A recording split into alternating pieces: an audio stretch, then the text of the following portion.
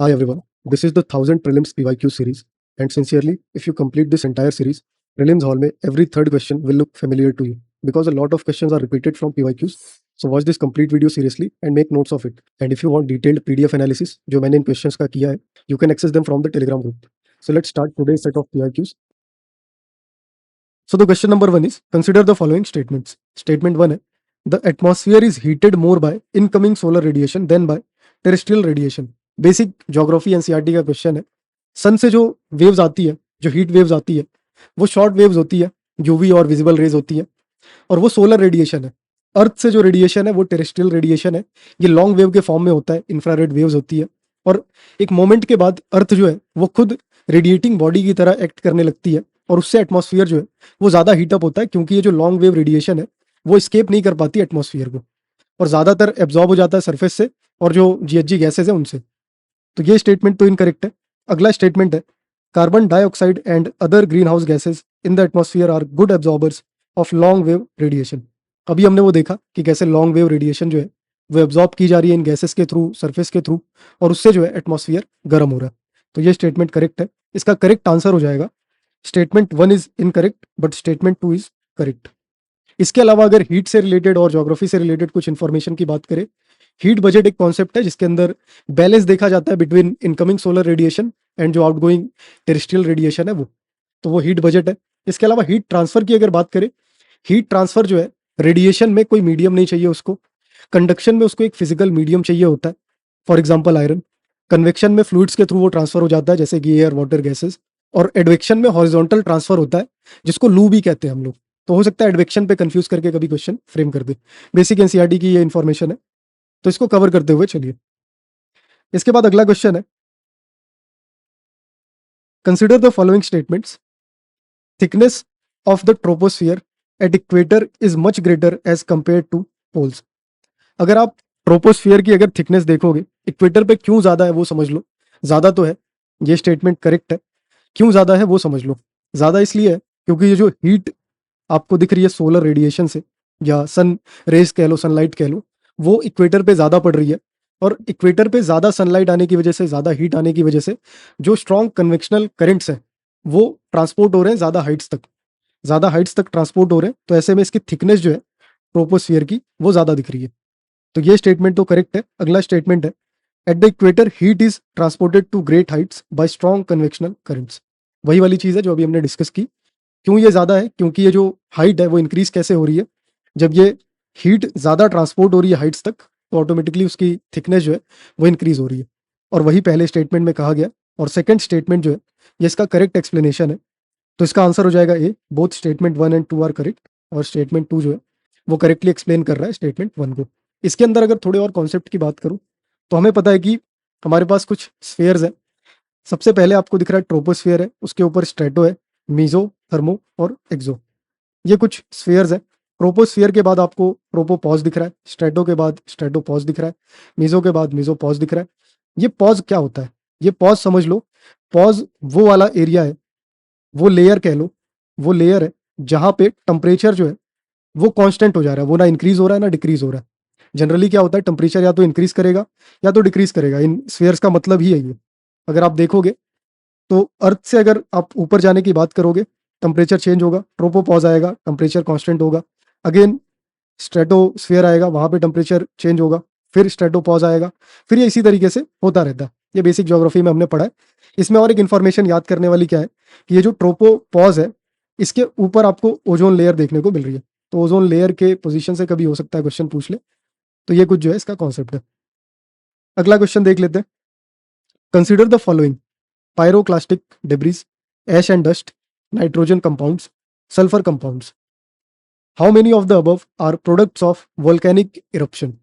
देखो, ये ऐसे जो क्वेश्चन होते हैं ना सबसे इजी होते हैं. वो क्यों होते हैं वो समझो. वॉल्केनिक इरप्शन अगर होगा तो उसके अंदर से बहुत सारी गैसेस निकलेंगी. ऐश तो निकलेगा ही, डस्ट निकलेगा ही, डेब्रीज निकलेंगी. तो एक तरीके से सारी चीजें आपको दिखेंगी. वॉल्केनो में और क्या निकलेगा? वॉल्केनो में यही डेब्रीज निकलेंगी. ऐश और डस्ट तो बहुत कॉमन है, ये दोनों करेक्ट हो गए. Nitrogen compound, sulphur compounds, gases बहुत सारी निकलती है, बहुत सारी टॉक्सिक गैसेस निकलती हैं. तो ये गैसेस के कंपाउंड्स भी आपको दिखेंगे. तो वॉल्केनिक इरप्शन में ये सारी ही चीजें दिखेंगी. ऐसे क्वेश्चन जनरली ईजी होते हैं, जिसमें ऑल ऑफ द अबव या फिर जितने भी ऑप्शन दिए हो वो आप कंसीडर कर सकते हो। वैसे बेसिक एनसीईआरटी के ही क्वेश्चन है, अभी तक जो भी हमने देखा वो सारे एनसीईआरटी के क्वेश्चन है। इसके अलावा अगर प्रोडक्ट्स की बात करें, वोल्केनिक इरप्शन में हाइड्रोजन आपको दिखता है, उसके कंपाउंड वगैरह दिखेंगे, क्लोरीन गैस आपको दिखेगी, आर्गॉन भी आपको देखने को मिलेगा। ये तीनों जो है ये भी वोल्केनिक इरप्शन से आपको दिखते हैं। इसके अलावा कुछ और इन्फॉर्मेशन की बात कर ले तो कुछ इस तरीके का क्रॉस सेक्शन आपको दिखेगा। यहाँ तक कह लेते हैं कोर है, फिर उसके बाद मेंटल आएगा, मेंटल के बाद सबसे ऊपर कह लेते हैं क्रस्ट है, और क्रस्ट के ही नीचे एथनोस्फेयर आपको दिखेगा। यहाँ से ही जो है वीक जब हो जाता है ये एटमॉस्फेयर की लेयर, तो ये इरप्ट होके ऊपर वॉल्केनोज आपको दिखते हैं। और ये जो क्रस्ट है वही लिथोस्फीयर भी होती है, जिसको आप क्रस्ट कह लो, लिथोस्फीयर कह लो। इसके नीचे वाली जो लेयर है एटमॉस्फेयर, वो जब वीक होती है तो वहां से हॉट लावा जो है वो निकलना चालू होता है एटमॉस्फेयर को, फिर वो तोड़ के जो है ऊपर निकलता है, उससे ही हम वॉल्केनिक इरप्शन कहते हैं। तो ये कुछ बेसिक इन्फो होगी। अगला क्वेश्चन है, which of the following is are correct inference from isothermal maps in the month of January. Isothermal map की बात कर लो, आइसोथर्म्स की बात कर लो, ये क्वेश्चन ऑलरेडी हमने 2025 में डिस्कस किया है। ये एक रिपीटेड क्वेश्चन भी आपको दिख रहा है जो 24 में पूछा गया और इसके बाद 2025 में भी पूछा गया। इसका कॉन्सेप्ट अगर आपको समझना है 25 वाली वीडियो देख लो, बेसिक एनसीईआरटी का ही क्वेश्चन है। इसको हम लोग देख लेते हैं क्या इसका करेक्ट आंसर हो सकता है। The isotherms deviate to the north over the ocean and to the south over the continent. ये ऑप्शन करेक्ट है, ये स्टेटमेंट करेक्ट है। इसको हमने बहुत डिटेल में डिस्कस किया है, क्यों वो नॉर्थ में जाता है जनवरी के मंथ में, जुलाई में क्या होता है उसके साथ, ये सारी चीज़ें हमने डिटेल में डिस्कस की है। मेरा सजेशन होगा अगर आप कॉन्सेप्ट देखना चाहते हो 25 वाली वीडियो देख लो, उसमें सारी चीज़ें हमने डिटेल में डिस्कस की है। इसके बाद है the presence of cold ocean currents, gulf stream and north Atlantic drift make the north Atlantic ocean colder and the isotherms bend towards the north. देखो ये स्टेटमेंट इनकरेक्ट है। इनकरेक्ट क्यों है, क्यों ये साउथ जाना चाहिए, वो आपको दिखेगा। यहाँ पे कोल्ड है, अगर ये वार्म होता तो आपको पता है कि नॉर्थ जाता। इसको हमने डिटेल में डिस्कस किया, तो एक बार जाके उसको जरूर से चेक कर लो। इसका करेक्ट आंसर होगा ओनली वन। अगला क्वेश्चन है, which of the following countries are well known as the two largest cocoa producers in the world. देखो ये ऐसी इंफॉर्मेशन है जो आपको याद होनी चाहिए, अगर नहीं याद है तो आप परेशान हो सकते हो। और ये करंट से रिलेटेड इन्फ्लुएंस्ड इंफॉर्मेशन है, करंट अफेयर का लिंकेज है। इसमें कोटेडी वोरे और घाना जो है ये दोनों कोकोआ के लार्जेस्ट प्रोड्यूसर्स हैं इन द वर्ल्ड। तो अगर आपको याद है तो बहुत बेहतर, नहीं याद है तो ऐसे क्वेश्चन थोड़े मुश्किल हो सकते हैं। इसके बाद अगला क्वेश्चन देखते हैं, with reference to the Himalayan rivers joining the Ganga downstream to Prayagraj from west to east, which of the following sequences is correct? Basic NCERT का क्वेश्चन है, क्योंकि ऐसी इंफॉर्मेशन डिटेल में मेंशन की गई है।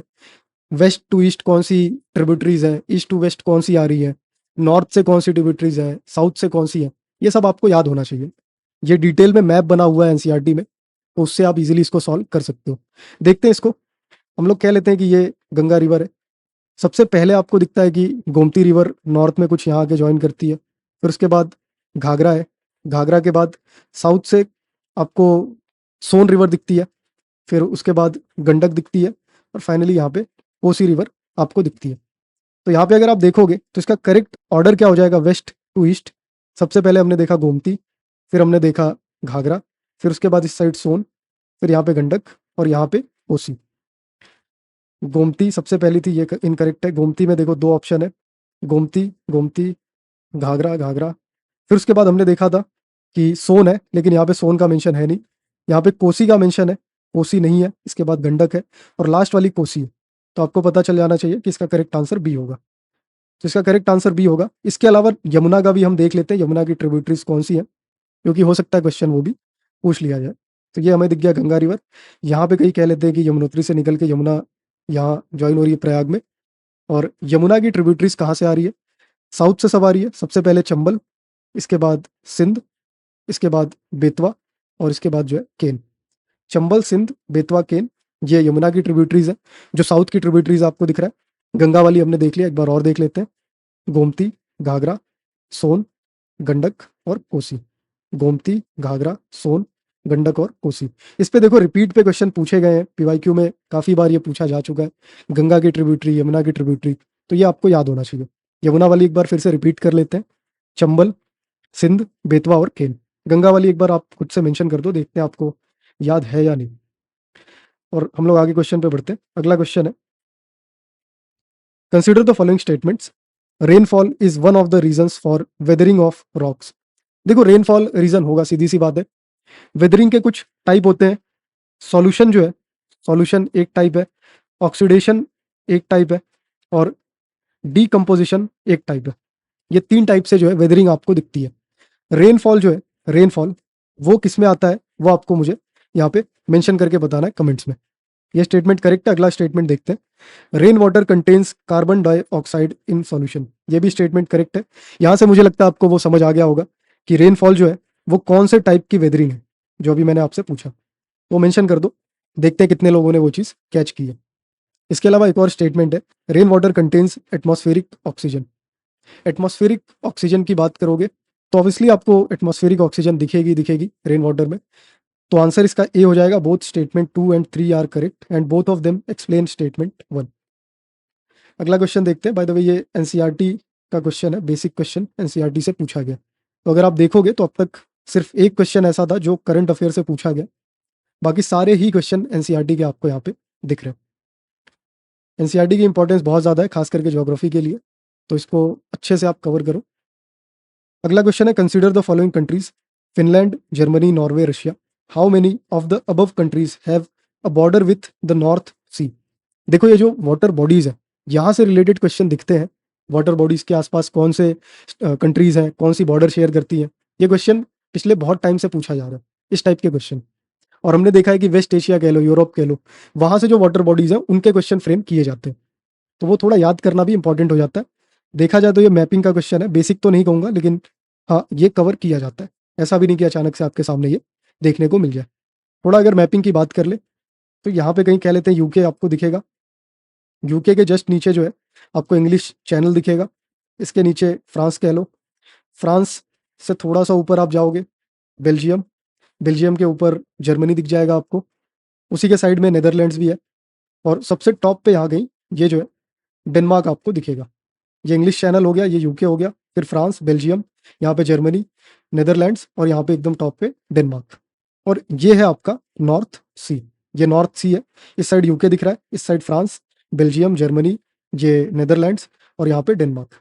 इसके ऊपर साइड अगर देखोगे तो यहाँ पे नॉर्वे दिखेगा, स्वीडन दिखेगा, फिनलैंड दिखेगा, और इसके बाद जो है यहाँ पे इस साइड रशिया दिखेगा। तो यहाँ से रशिया जो है वो फैलता हुआ आपको दिखेगा। ये कुछ मैप है। अगर आप नोटिस करोगे बीच में नॉर्थ सी था, यहाँ पे हमने देखा कि नॉर्वे, स्वीडन, फिनलैंड और रशिया था। इस साइड हमने देखा कि यहाँ पे हमारे पास फ्रांस, बेल्जियम, जर्मनी, और यहाँ पे नेदरलैंड्स, और यहाँ पे टॉप पे डेनमार्क था। तो ये कुछ कंट्रीज और यहाँ पे यूके था। तो अगर बॉर्डर की बात की जाए, देखते हैं यहाँ पे कौन सी कंट्रीज है। फिनलैंड, फिनलैंड यहाँ पे देखा हमने कि एकदम टॉप पे था, नॉर्थ से यहाँ नीचे था, और इसके बाद यहाँ डेनमार्क, और ये यहाँ कहीं फिनलैंड था।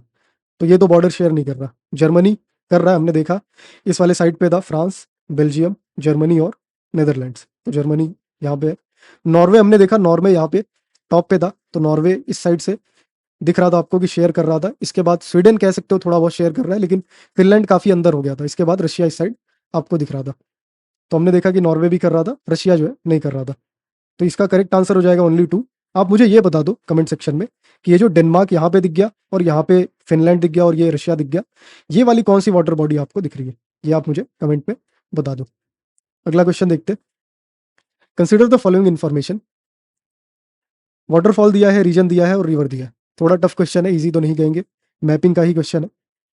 धुआंधार मालवा रीजन में नर्मदा रिवर पे, Hundru Chota Nagpur region, Subarnarekha river, Gersoppa Western Ghats, Netravati river पे। अब यहाँ पे देखो, याद होगा तो बहुत बढ़िया, नहीं याद होगा तो दिक्कत हो सकती है। फिर भी इसकी डिटेल देख लेते हैं।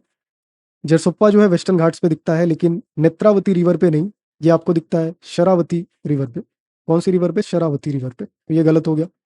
हुंद्रू जो है छोटा नागपुर रीजन में है और सुबर्ण रेखा रिवर पे, तो ये तो करेक्ट हो गया। धुआंधार जो है वो मालवा रीजन में नहीं दिखता, नर्मदा रिवर पे दिखता है, लेकिन मालवा रीजन में नहीं दिखता। ये जबलपुर महाकोशल रीजन में आपको दिखता है। तो मालवा जो है इस रीजन में नहीं दिखता, तो ये भी इनकरेक्ट हो जाएगा। इसका करेक्ट आंसर है ओनली 1, जो कि है हुंद्रू छोटा नागपुर सुबर्ण रेखा रिवर पे। थोड़ा टफ क्वेश्चन है, मुश्किल हो सकते हैं ऐसे क्वेश्चन, लेकिन अगेन आपको करना तो पड़ेगा ही। आप स्टैटिक को स्ट्रॉन्ग करो, एनसीईआरटी वाले क्वेश्चंस को स्ट्रॉन्ग करो, वो गलती से भी मिस ना हो। इसमें आप जो है एलिमिनेशन वगैरह लगा सकते हो, ट्रिक्स और टेक्निक्स लगा सकते हो, जिसको आगे हम डिस्कस करेंगे थोड़ा डिटेल में। जब ये सीरीज कंप्लीट हो जाएगी तो इसके बाद हम कुछ ट्रिक्स और टेक्निक्स को भी कवर करेंगे, जिसमें एलिमिनेशन हो गया, प्रेजेंट में कैसे क्वेश्चन पूछे जा रहे हैं, वो सारी इन्फॉर्मेशन होगी। तो वो हम आने वाली वीडियोज में कवर करेंगे डिटेल में। इसके बाद अगला क्वेश्चन देख लो, ये भी मैपिंग का ही क्वेश्चन आपको दिख रहा है। रीजन दे दिया है, माउंटेन रेंज है, और टाइप ऑफ माउंटेन पूछा जा रहा है। सेंट्रल एशिया, वोस्गस mountain region, fold mountain type. Europe Alps block mountain. देखो, यूरोप एल्प्स और ब्लॉक माउंटेन, ये यहाँ पे आप देखोगे तो यहाँ पे सिर्फ और सिर्फ फोल्ड माउंटेन दिखेंगे। और सेंट्रल एशिया या इस वाले पार्ट पे कह लो तो यहाँ पे आपको ब्लॉक माउंटेन दिखेंगे।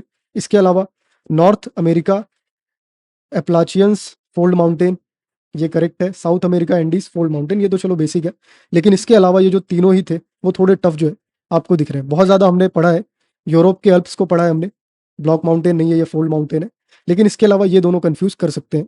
तो यहाँ पे हमने देखा कि ये इनकरेक्ट है, और ये फोल्ड नहीं है, ब्लॉक माउंटेन है, तो ये इनकरेक्ट है। ये वाला करेक्ट है, फोल्ड माउंटेन है नॉर्थ अमेरिका में एप्लाचियंस, और साउथ अमेरिका में एंडीज है फोल्ड माउंटेन, ये भी करेक्ट है। तो इसका करेक्ट आंसर क्या हो जाएगा? ओनली 2। थोड़ा टफ क्वेश्चन कह सकते हैं, या फिर ऐसा कह लो कि मॉडरेट कुछ लोगों के लिए हो सकता है। इसके अलावा देखते हैं क्या क्वेश्चन है। ये करंट अफेयर का क्वेश्चन दिख रहा है आपको। Donyi Polo airport, Kushinagar international airport, Vijayawada international airport. In the recent past which of the above have been constructed as green field projects. देखो, सबसे पहले तो ग्रीन फील्ड प्रोजेक्ट्स को समझ लो। ये कोई ऐसे प्रोजेक्ट नहीं है जिसके अंदर आपको ग्रीनरी दिख रही है या फिर ऐसा कुछ, या फिर इन्वायरमेंटल कंसर्न है, ये सब नहीं।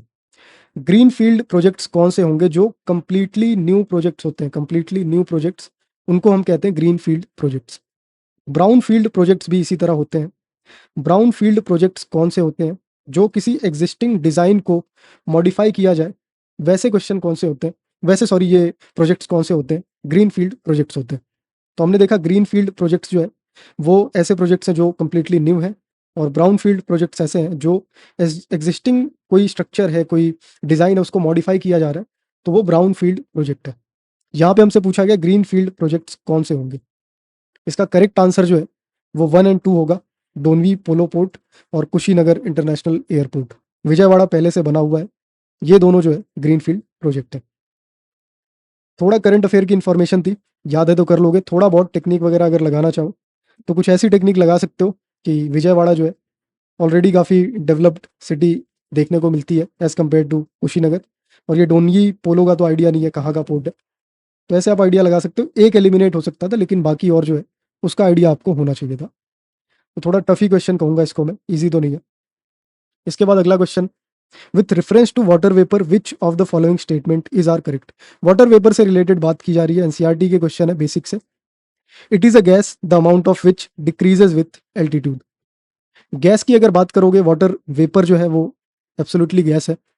Amount of which decreases with altitude, high altitude पे जाओगे वाटर वेपर जो है वो कम होती हुई दिखेगी।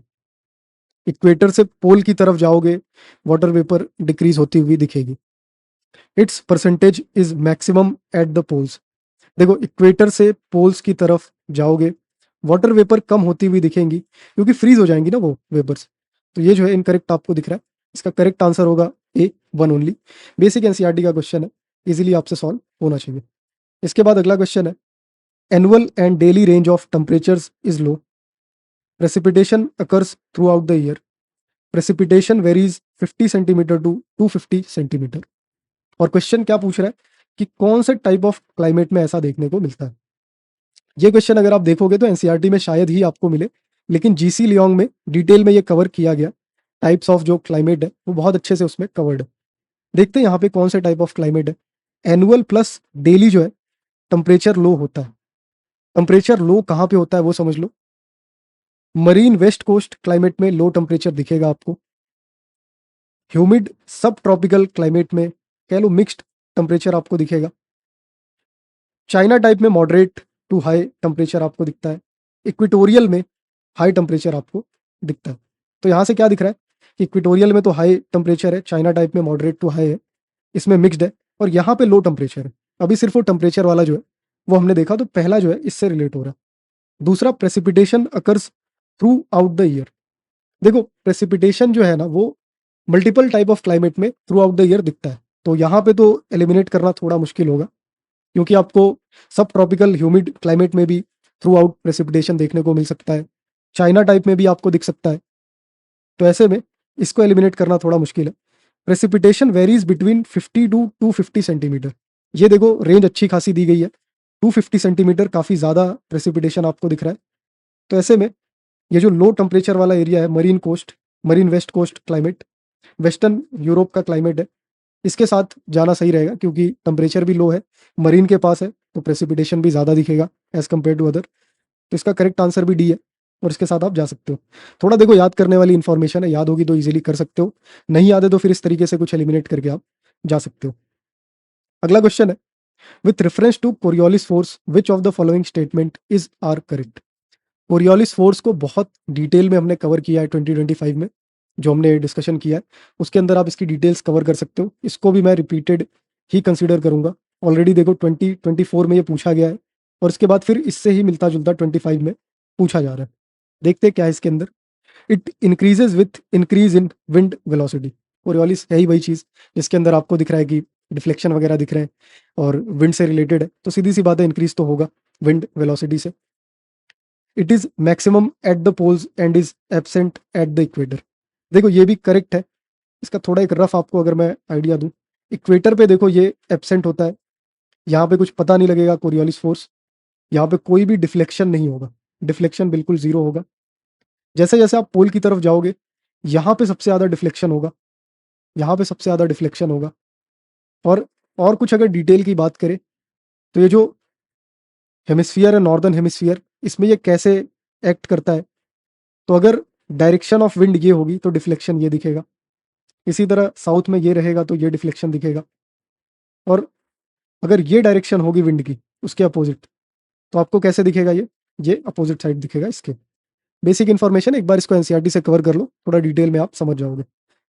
और इसके अलावा हमने वो जो 25 की वीडियो उसमें भी कवर किया, तो वहां से भी आप देख सकते हो। इसका करेक्ट आंसर हो जाएगा बोथ 1 एंड 2, क्योंकि दोनों ही करेक्ट है।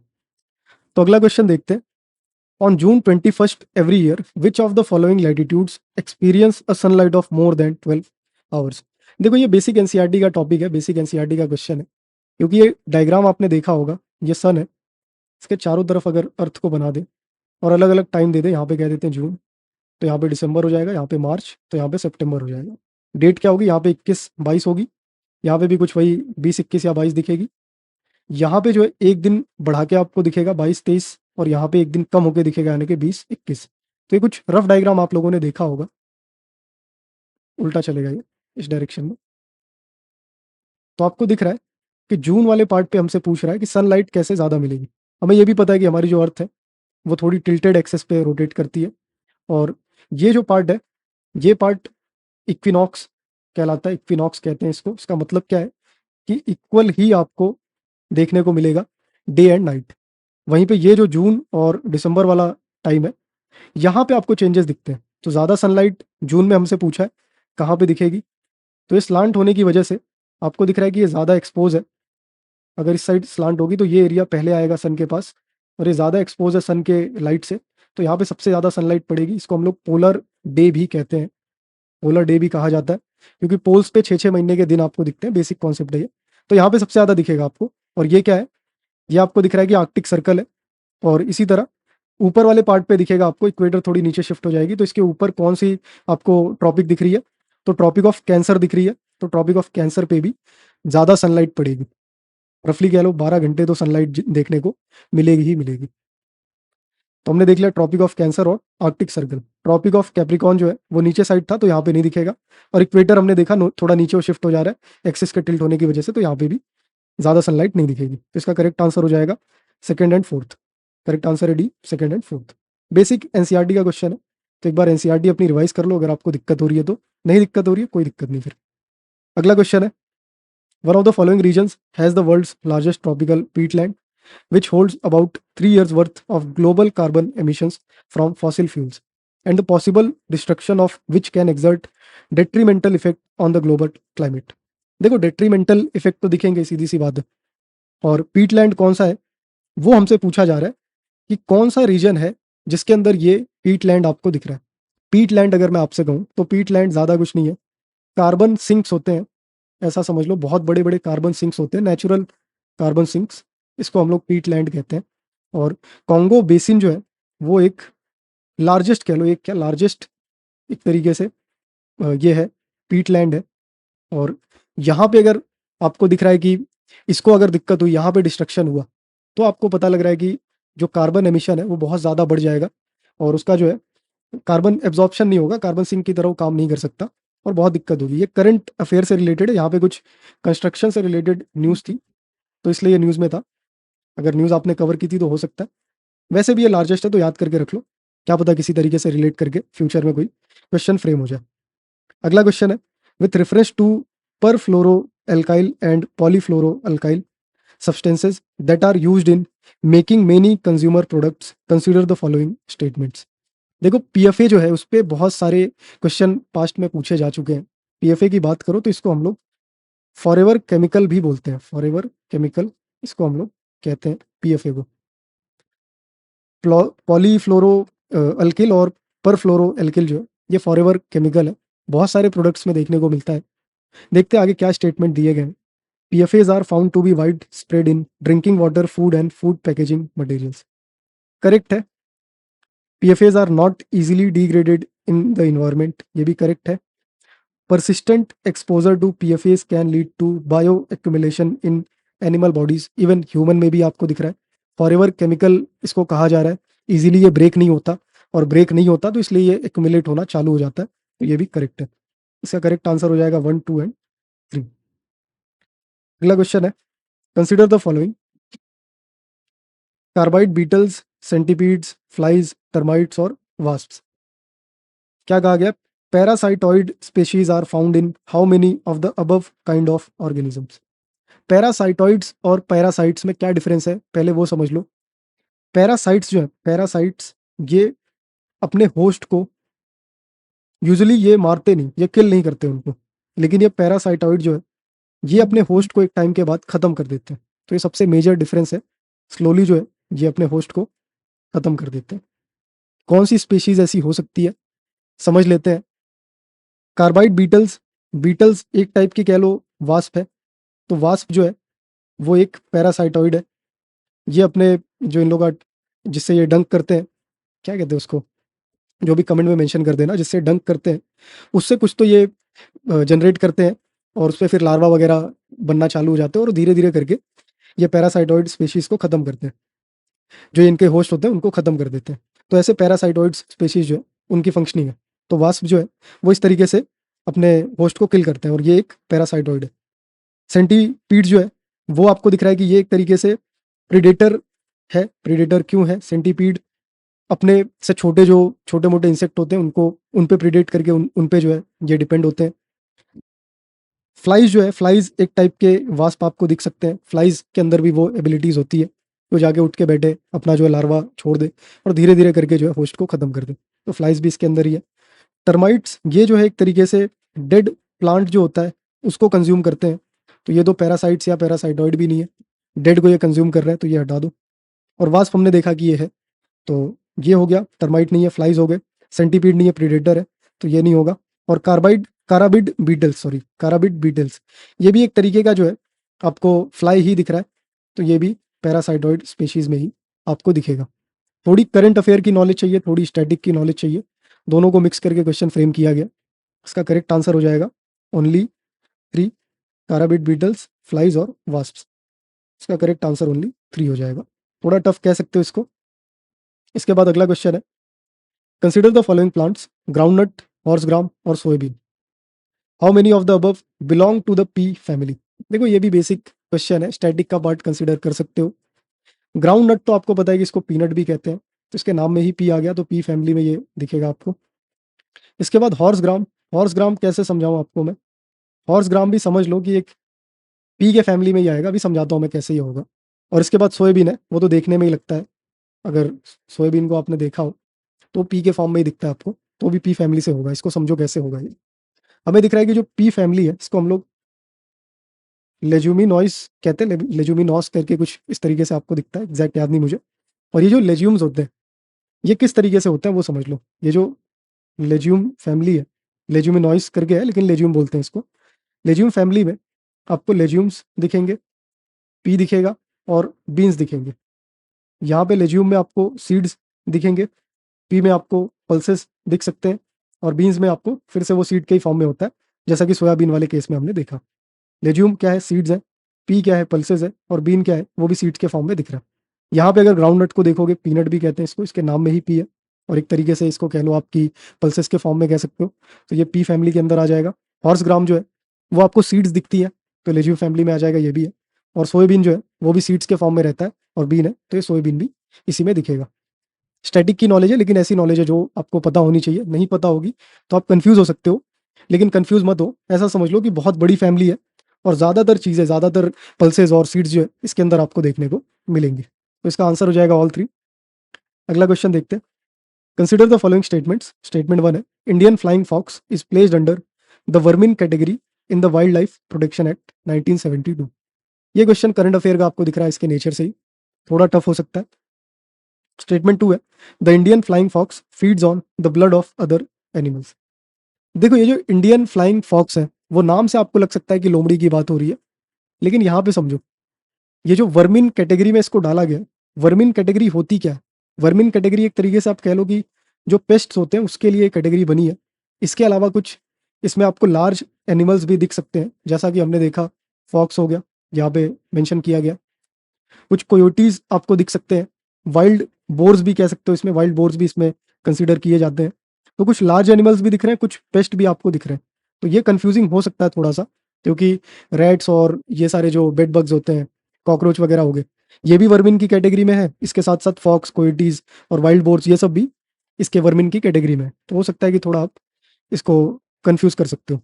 तो यहाँ पे इंडियन फ्लाइंग फॉक्स को ऐड किया गया, ये स्टेटमेंट करेक्ट है। और दूसरा जो है, feeds on the blood of other animals, देखो ये स्टेटमेंट भी करेक्ट है, अदर एनिमल पे फीड कर सकता है उनके ब्लड पे, लेकिन इसके साथ साथ ये फार्म्स को बहुत ज़्यादा नुकसान करते हैं, और ये जो है फ्रूट्स को भी खा के जिंदा रहते हैं, और फ्रूट्स पे भी ये सर्वाइव करते हैं। इसके अलावा ये जो क्वेश्चन है, ये यूपीएससी ने ड्रॉप कर दिया था मेरे ख्याल से। ये जो फ्रूट्स और ये ब्लड वाला पार्ट है, इसको लेके कंफ्यूजन में ड्रॉप किया गया होगा। तो ये जो है इसकी सिचुएशन है। इसका आंसर देख लोगे तो क्या हो सकता है, कमीशन ने बताया नहीं तो हम लोग कैसे इसको जज करें। वैसे दोनों ही स्टेटमेंट करेक्ट आपको दिख रहे हैं। इसके बाद अगला क्वेश्चन है, organisms cicada, frog hopper and pond skater are, क्या है ये? देखो बर्ड तो नहीं हो सकती, फ्रॉग हॉपर फिश भी नहीं कहेंगे इसको, इंसेक्ट में कह सकते हो, रेप्टाइल्स भी थोड़ा सा ऑड लग रहा है, तो ये इंसेक्ट जो है ज़्यादा होने के चांसेस है, तो इसका करेक्ट आंसर भी इंसेक्ट ही होना चाहिए। करंट अफेयर से थोड़ा रिलेटेड है, सिकाडा जो है न्यूज़ में था, और वैसे भी आप इजीली सॉल्व कर सकते हो। फ्रॉग हॉपर जो है उसको इंसेक्ट से रिलेट कर दो, और तीनों की बात करनी है तो इंसेक्ट जो है सबसे कॉमन आपको दिख रहा है। ग्रास हॉपर जैसे होता है वैसे ही फ्रॉग हॉपर। अगला क्वेश्चन है, many chewing gums found in the market are considered a source of environmental pollution. देखो हार्मफुल हो सकता है, पॉल्यूशन हो सकता है, क्योंकि प्लास्टिक का बेस आपको दिखता है, यहाँ पे मेंशन भी किया गया कि ज़्यादातर जो च्यूइंग गम्स होते हैं वो प्लास्टिक कंटेन करते हैं, और स्पेसिफिकली बोला जाए तो पॉलीविनिल एसिडेट जो है इसके अंदर देखने को मिलता है उसके बेस में। तो ये दोनों ही स्टेटमेंट करेक्ट है, इसका करेक्ट आंसर ए हो जाएगा। अगला क्वेश्चन है, कंसिडर द फॉलोइंग पेयर्स।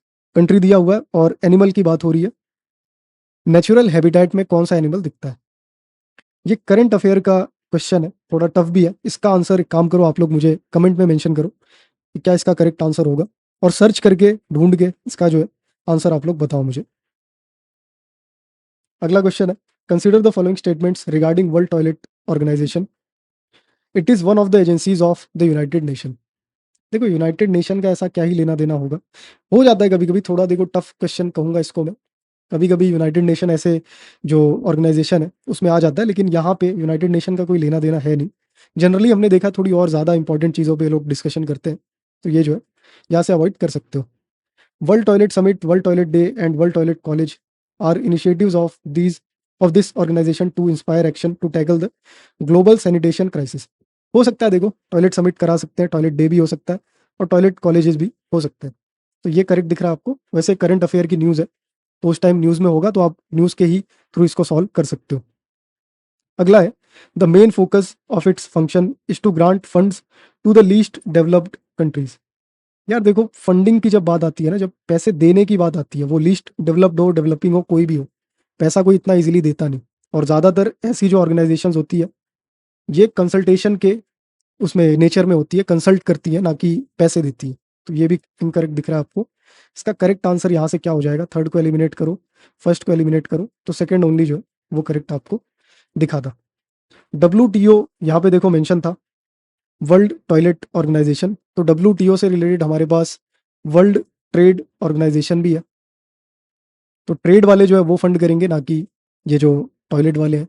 तो ऐसे भी इसको एलिमिनेट कर सकते थे थर्ड वाले को।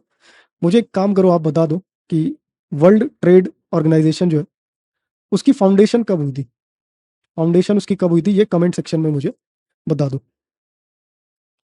सो मेंशन कर दो उसका ईयर, कब वो फाउंड हुआ था। नेक्स्ट क्वेश्चन है, consider the following statements, Lions do not have a particular breeding season. देखो यार, शेर की अगर बात करोगे, पूरा जंगल उसका है, जंगल पे राज उसका है, तो मुझे नहीं लगता कि यार वो कोई ब्रीडिंग का सीजन देखते होंगे। और वैसे भी वो जब जब कुछ टेक ओवर करते हैं, तो प्राइड टेक ओवर से खुश होके वो लोग ब्रीडिंग जो है करते हैं। ये ट्रेंड दिखा है लायंस के अंदर। तो ऐसा कोई पर्टिकुलर ब्रीडिंग सीजन तो मुझे नहीं लगता होगा। After all is the king, क्यों ही वो ऐसा कोई ब्रीडिंग सीजन बनाएंगे। तो ये करेक्ट है। राजा थोड़ी ना ये सब करेगा यार। सेकंड है, unlike most other big cats चीताज do not roar. देखो ये करेक्ट है। चीता के साथ एक उनके वॉइस बॉक्स से रिलेटेड इंफॉर्मेशन है कि वो इस तरीके से डिजाइंड है कि वो रोर नहीं कर सकते। उसके अलावा वो हिसिंग वगैरह कर सकते हैं। हिसिंग कहते हैं पता नहीं, लेकिन कुछ जो बिल्ली आवाज निकालती है वैसी कुछ आवाज वो निकाल सकते हैं, लेकिन रोर नहीं कर सकते। सेम केस जो है वो इनके स्मॉल जो कैट्स हैं, छोटी कैट्स, उनके साथ भी है। इसके बाद unlike male lions male leopards do not proclaim their territory by scent marking. देखो ये गलत है। मेल लेपर्ड्स भी टेरिटरी मार्क करते हैं, वो पंजे का निशान छोड़ देंगे, और वहां पे रब करके भी कभी कभी दिखता है कि वो टेरिटरी को मार्क करते हैं। तो ये स्टेटमेंट इनकरेक्ट है। इसका करेक्ट आंसर हो जाएगा first and second only. Option A इसका करेक्ट आंसर होगा। That's it for today set of PYQs। If you found this helpful, make sure screen पे क्लिक करके सारे एपिसोड इसके देख डालो। And remember, the more PYQs you solve, the more predictable UPSC becomes. So do not skip any videos. See you in the next one. Let's get ready for prelims 2026 together and get ahead of the competition.